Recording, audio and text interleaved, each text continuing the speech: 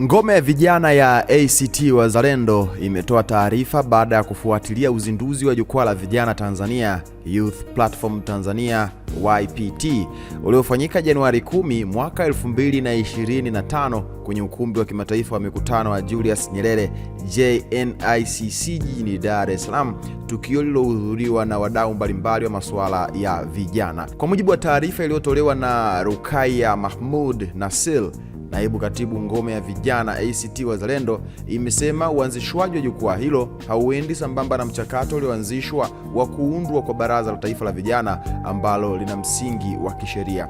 Wamesema hatua hiyo inawafanya waamini kuwa jitihada hizo mpya huenda zisiwe suluhisho la changamoto zilizowakumba vijana, hususan baada ya matukio ya Oktoba 29 mwaka 2025. Ngome hiyo imesema tangu kuteuliwa kwa waziri wa maendeleo ya vijana ndugu Joel Nanauka, matarajio yalikuwa kuona msukumo katika kuunganisha makundi ya vijana na kutafuta majawabu ya kudumu ya changamoto zao. Hata hivyo, wanaeleza kuwa kuanzishwa kwa jukwaa la vijana ambalo halijatungiwa sheria wakati tayari kuna sheria ya Baraza la Vijana la Taifa namba 12 ya mwaka 2015 pamoja na kanuni za mwaka 2017 kunazua maswali kuhusu mwelekeo wa utekelezaji wa sera za vijana. Ngome ya ACT Wazalendo tunapinga uanzishwaji wa jukwaa la vijana na tunamtaka waziri wa maendeleo ya vijana kuacha hadana kushuka kwenye matatizo halisi ya vijana na kuhakikisha utekelezaji wa sheria namba 12 ya mwaka 2015 ya Baraza la Vijana Taifa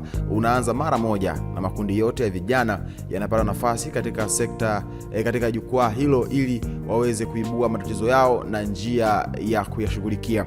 Taarifa hiyo imekumbusha kuwa Tanzania iliridhia mkataba wa vijana wa Afrika wa mwaka 2007 uliosababisha kuundwa kwa sera ya vijana mwaka huo, ikiwa ni pamoja na dhamira ya kuanzisha Baraza la Taifa la Vijana kama chombo shirikishi.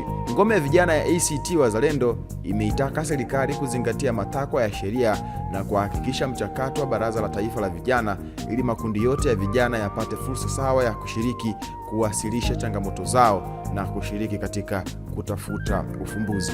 Maoni yako ni yapi? Nione kwenye comment hapo chini, itakuwa vyema na sodakta sana. Tunapinga uanzishwaji wa jukwaa la vijana.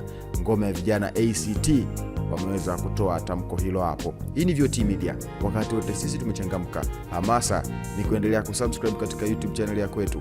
Subscribe, like, comment, share kwa ndugu jamaa na marafiki, ili siku zote wasiweze kupitwa na taarifa zote muhimu ambazo zinakuwa zinatoka kwetu.